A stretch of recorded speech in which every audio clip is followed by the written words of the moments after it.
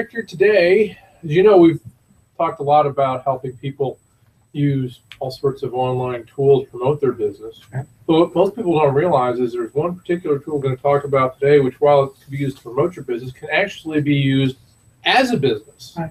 And we're talking about blogging.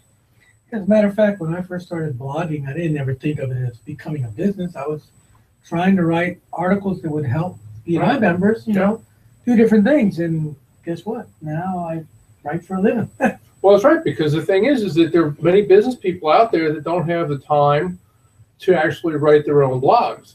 And if you can write at least at an 8th grade level, then you're able to go out and contract with companies. And we know this works because we're doing it for a number of companies right now. Yeah. So I know today's show is going to have a whole bunch of tips on how to be a more efficient blogger, how to market your business, also how to make it so the blogs work for you, because a lot of people complain that it's a pain in the butt to actually write blogs. Well, it can be if you don't know the secrets, but that's the whole point is we teach that. Not only that, but beyond this, we've actually created an e-course which is called Blogging for Business, and we'll be sure to give everybody the link to that before the show is over, or at least put it on our show notes page. So they go in and click on it, because the point is they can go in and take a free test drive of the course, and it not only tells them how to do it, but actually shows them how to do it, because it includes videos as well as text.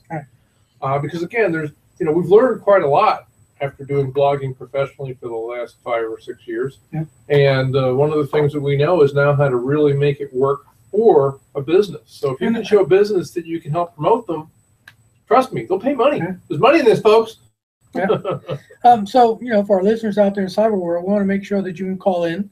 The number is 213-943-3808.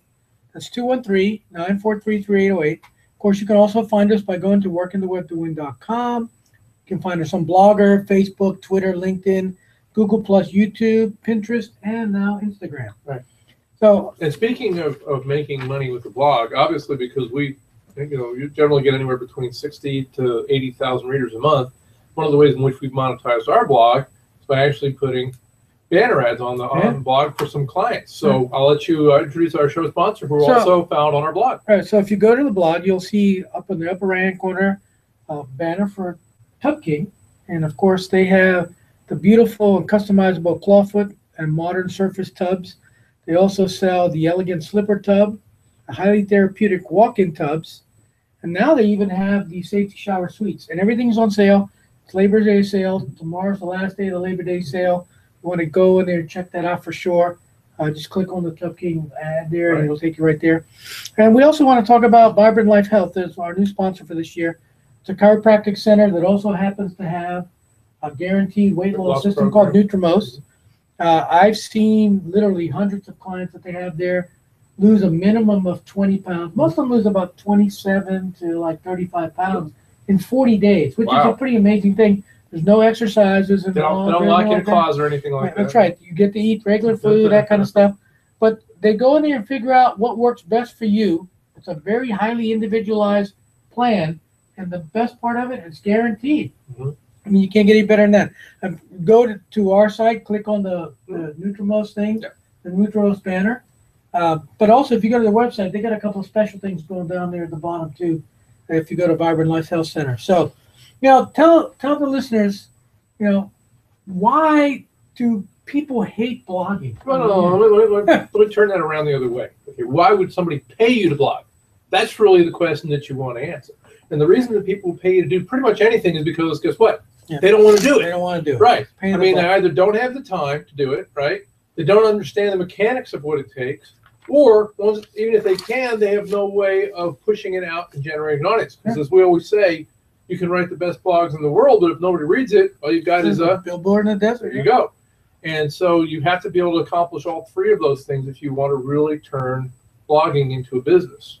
Well, I know that a lot of people, I used to think about it, and at first blogging was really hard for me.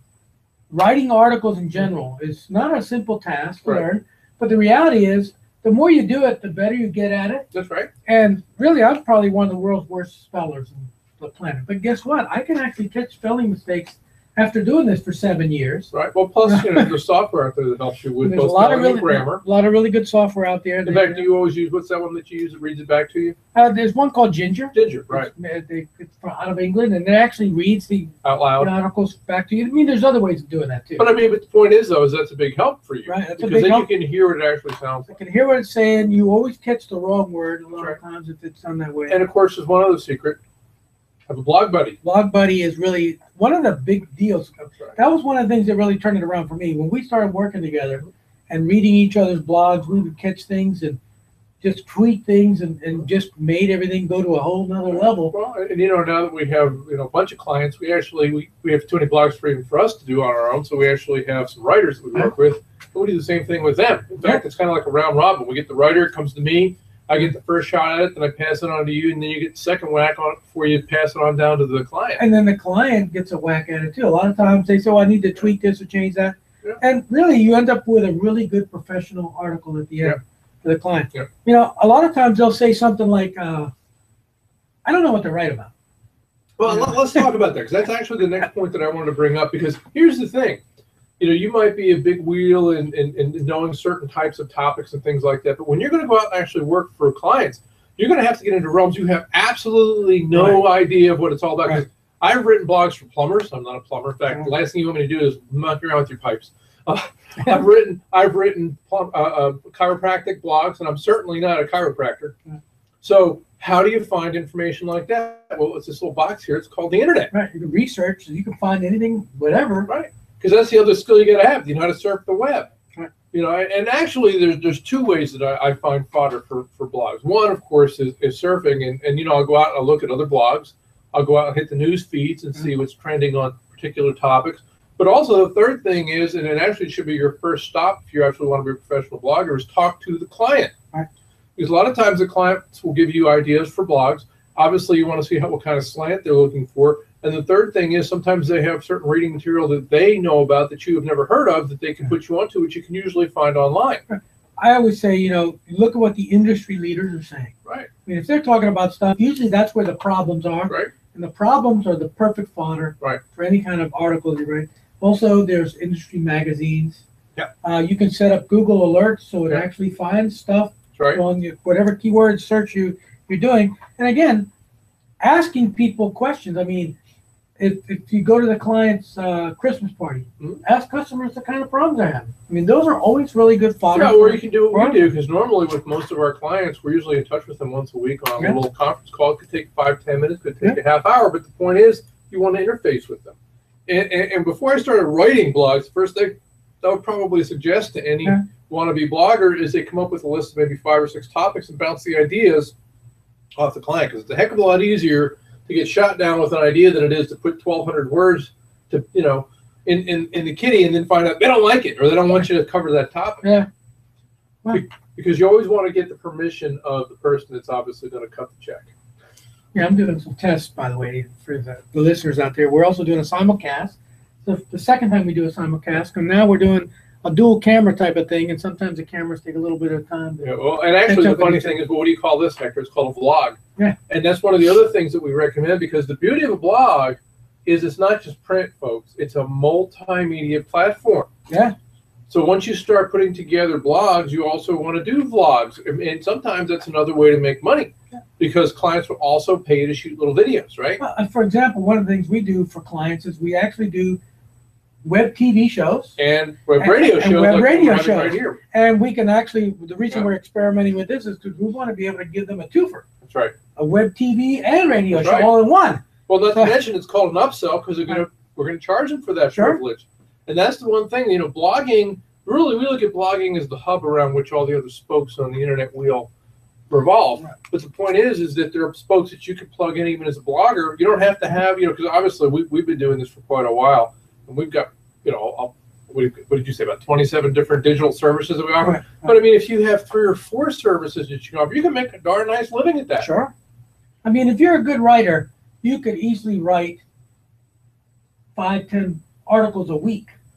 And that's right. You just add up the money. I mean, you could make quite a bit of money doing that for clients. I mean, we're always looking for good writers. So if you're out there in the cyber world, That's right. And the beauty of blogging too is you know, you're not going to go in there and charge somebody for one blog. Right. You're going to put them on the contract. When we put people under contract, we generally will put them under contract for a year. Yeah. And many of them will renew at the end of the year. We'll tell you how to dangle some little carrots later on to get them to renew. But the bottom line is it's an ongoing project.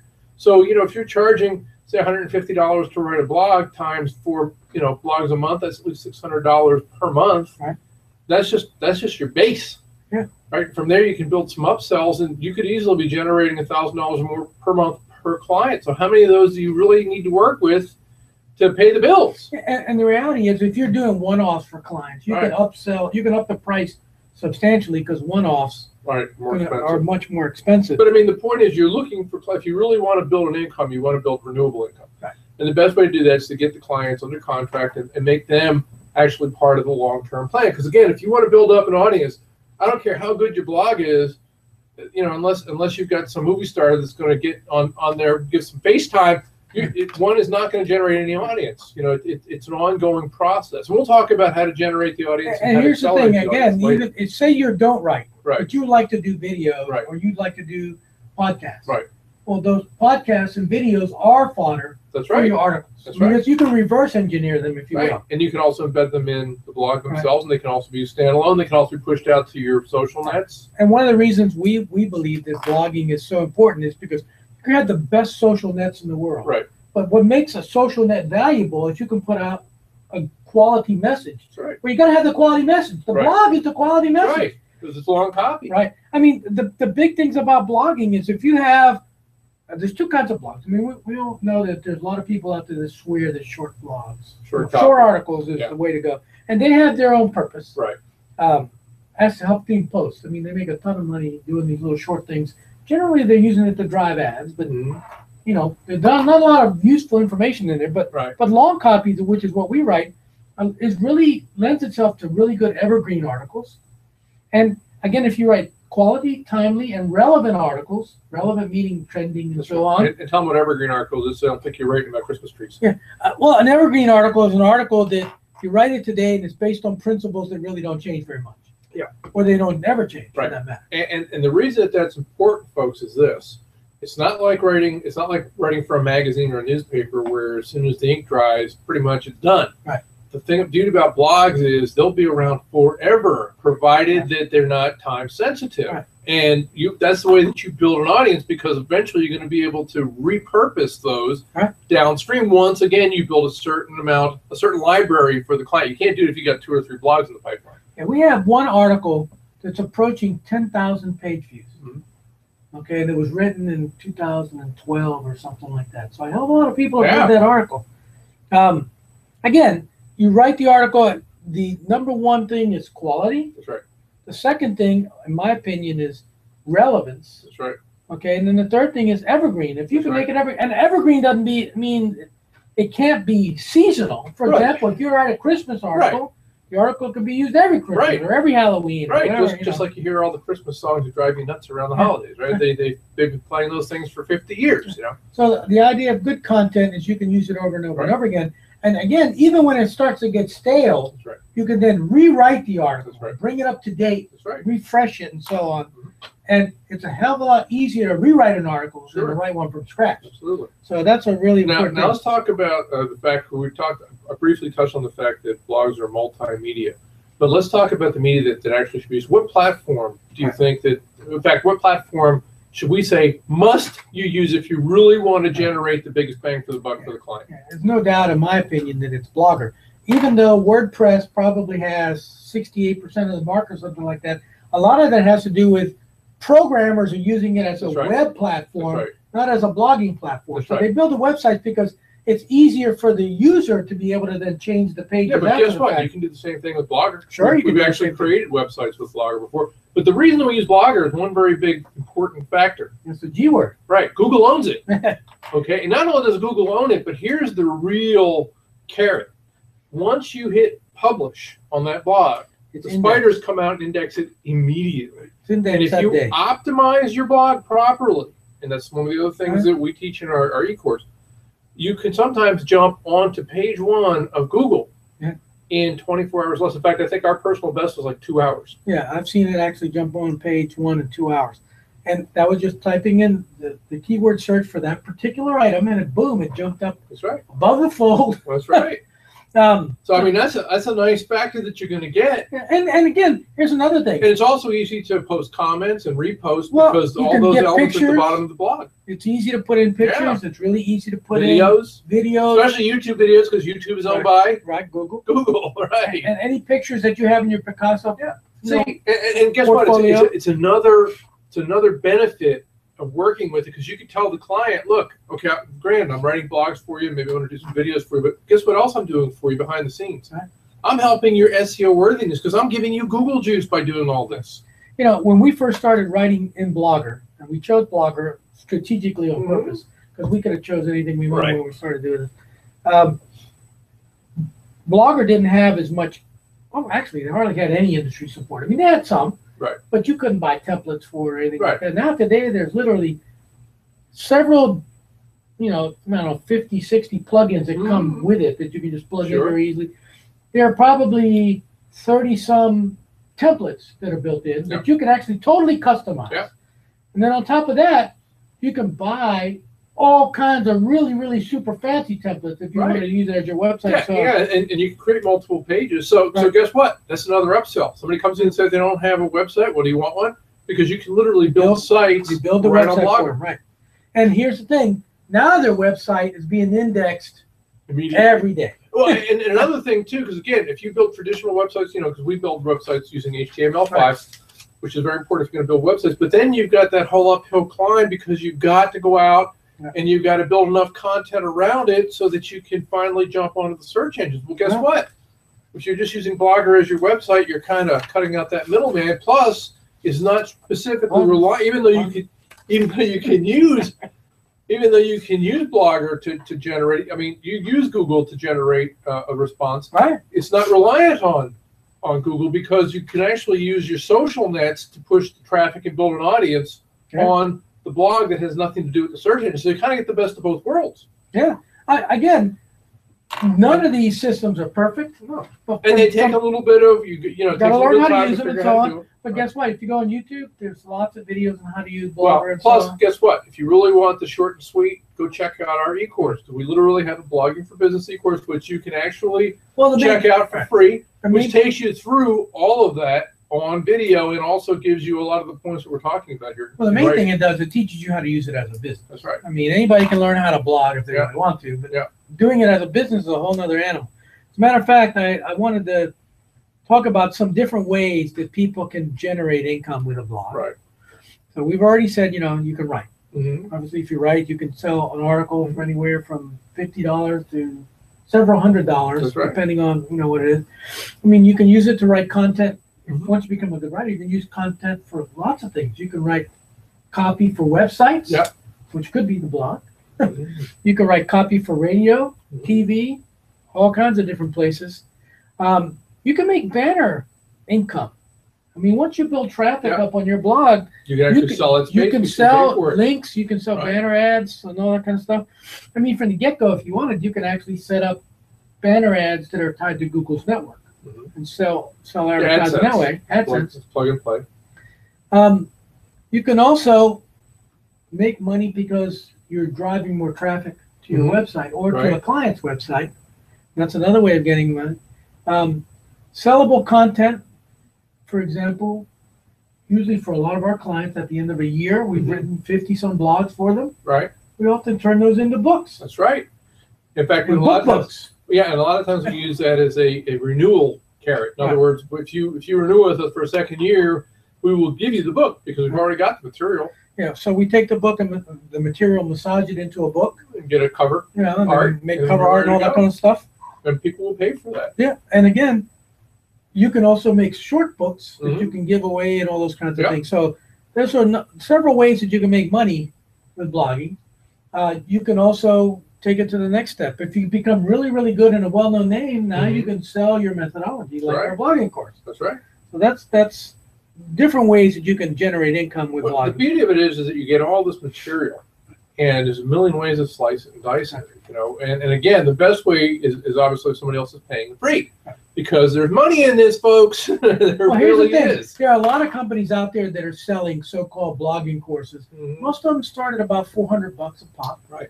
I know we've made ours $97. Yeah, $97 was a little Under less $100. expensive, right? So under $100 to get in. And for that, not only do you get the the book and the videos, but you also get access to us, and Right. we also get access because we give you our weekly newsletter. So I mean, you get a lot of education for a very low price. You really get a lot with our program because again, what we're looking to do is we have another way for you to make money. Right. Because here's the other thing: once you actually develop a business around this, then the trick is to find other upsells, and better yet, are other upsells that you can make money from, where you don't have to actually do the work. Right. Because, for instance, we have a proprietary process where we can actually guarantee distribution of the blogs. Right.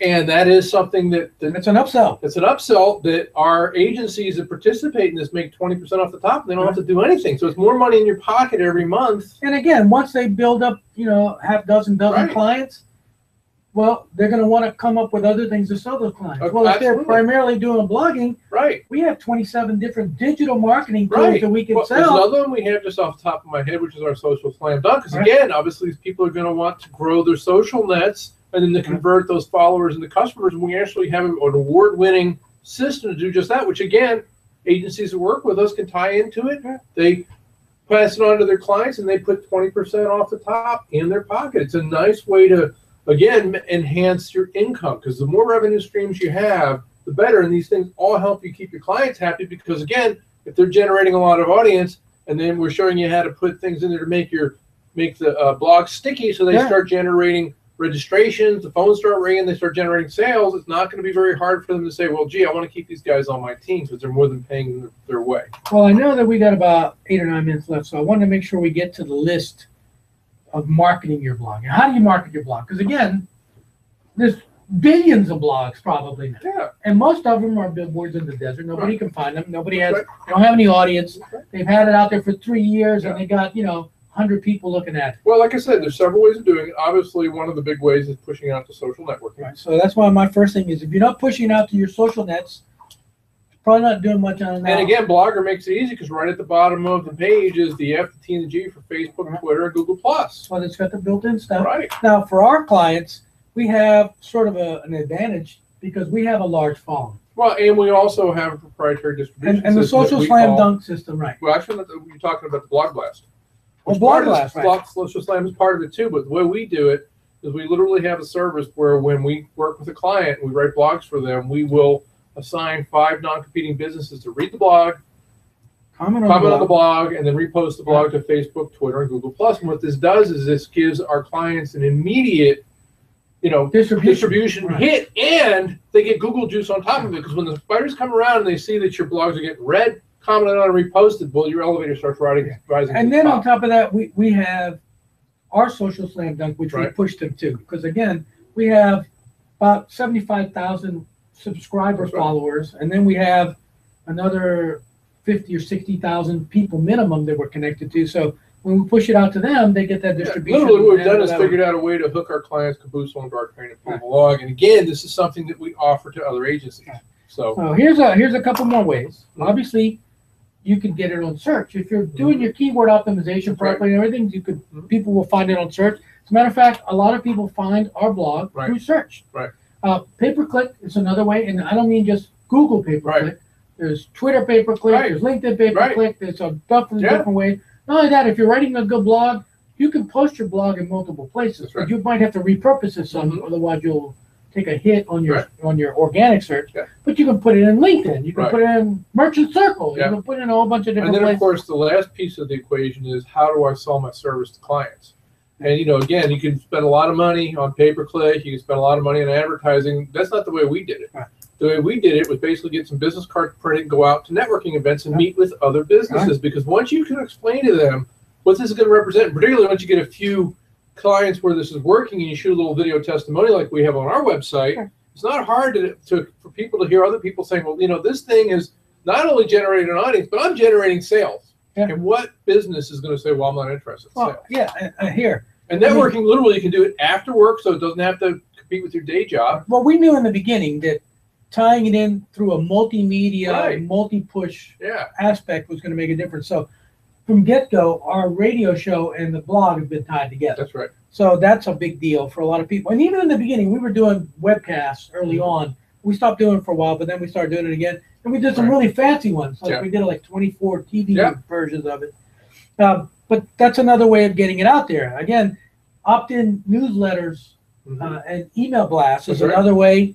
You also, if you have a texting platform, you can punch it out on texting, because a lot of these things can be seen on their cell phones. You can also do postcard mailings if you really want to spend a few bucks. But I mean, literally, if you wanted to bootstrap this thing, you didn't want to spend a lot of money, there are tons of free networking programs in every town. Right. And like I said, a lot of them are after hours. So, you know, if you want to do this thing part-time, just to augment your income and maybe eventually build into a full-time business, you don't have to quit your day job. If you're doing the guerrilla marketing type of thing, which that means you have more time than money, well, then get out there. Right. I mean, I go to at least 2 networking events every week. Right. And I get a lot of business out of it. I mean, it's just something that's worth doing. Yeah. Not only that, it gives you a chance to really find that fodder that you're looking for. I mean, if you carry around a little notebook like I do, blogs, article ideas just come to me from all these events that I'm at. I know we got about 4 or 5 minutes left. I want to make sure we get to the Worldwide Weird. Okay. Well, you know what's coming up next month, right? We're coming up to October, and Halloween's coming up. So I figured I'd test the creep factor today. So I found some really creepy things that I saw online. The first one's real easy for people to understand. It says 7-foot python found among a pile of clothes at a Florida flea market. You know, I heard on the radio today, believe it or not, that one of the playgrounds in Jacksonville, they saw like a 9-foot python. Well, yeah, they're all over the place. But I mean, this thing was literally up on the table, and they said apparently it had eaten. It says a Florida shopper got the scare of her life when a Burmese python was found in a pile of clothes at a flea market. Okay, and he said, and the guy who sells the stuff was missing, right? Yeah, well, exactly. The fire and rescue guy said it appeared to have eaten recently. It's like they don't know where it came from or who it belonged to. But what was really strange, what I liked was they said an uninvited guest was turned over to the Florida Fish and Wildlife Commission, who had a busy day on Monday. Earlier in the day, they helped lure a monkey back to its owner after it was found in a mailbox, apparently eating the mail for breakfast. So, did they have like a python sandwich, or what? What did they do with the python? Yeah. I don't know. Is a snake on a stick? I don't know. Because again, these things are not indigenous to Florida, and they're really going rampant. Yeah. Lots of dogs that disappear and stuff like that. I mean, that's the last thing you want to see, on the table at the flea market, Yeah, I hear that. So here's another one I thought was interesting, because they're making these now they call them humanoid robots. Where the ones like the one in Honda. One of them's called Bina 48, and it says she's the most advanced social robot built to date. She can hold a conversation, crack jokes, and even has strong opinions on everything from politics to music. Her favorite song is "Wish You Were Here" by Pink Floyd. But when you look at these things, they're kind of cross the line a little bit, because they look kind of human, but because they have the real hair and the faces, they got the musculature now where it kind of looks real. They're double creepy. But it's a little creepy, when you're seeing these things. They haven't quite gotten it perfect yet. It's kind of like the animatronic things you see at Disney, Do they say, "Can I get you a Pepsi and sandwich"? Must be something like that. I mean, I've heard ones now where they've got hotels that are being run by these things, and there's several bars where they're literally robotic bartenders.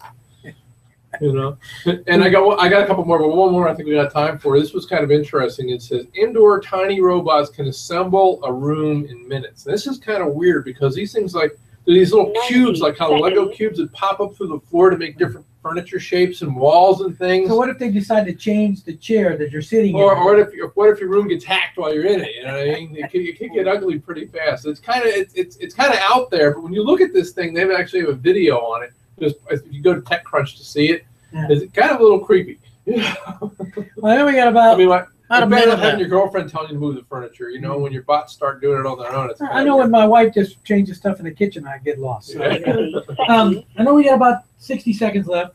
I want to just make sure that our listeners are reminded to go out to the notes page. You'll find lots of links over there. Of course, on the blog itself, you got the links to Tub King and Vibrant Life Health. You definitely want to check those guys out. And the Club WQ members, definitely go to the Dropbox. Of course, that's the WWU members to go to the Dropbox to find all their information there. Next week's show? It's going to be called "Is Your Website a Serial Killer?" Is it a serial killer? Might as well start off with the creep factor right up front. Might as well. I mean, it is October, so we got to get a little creepy action going. I know we don't have any much. I didn't do any Facebook rewards or any of those kinds of things today, so we'll do some next time. Okay. But That's about all we have for today. Keep working the web to win, gang. Until next time, guys. 10 seconds.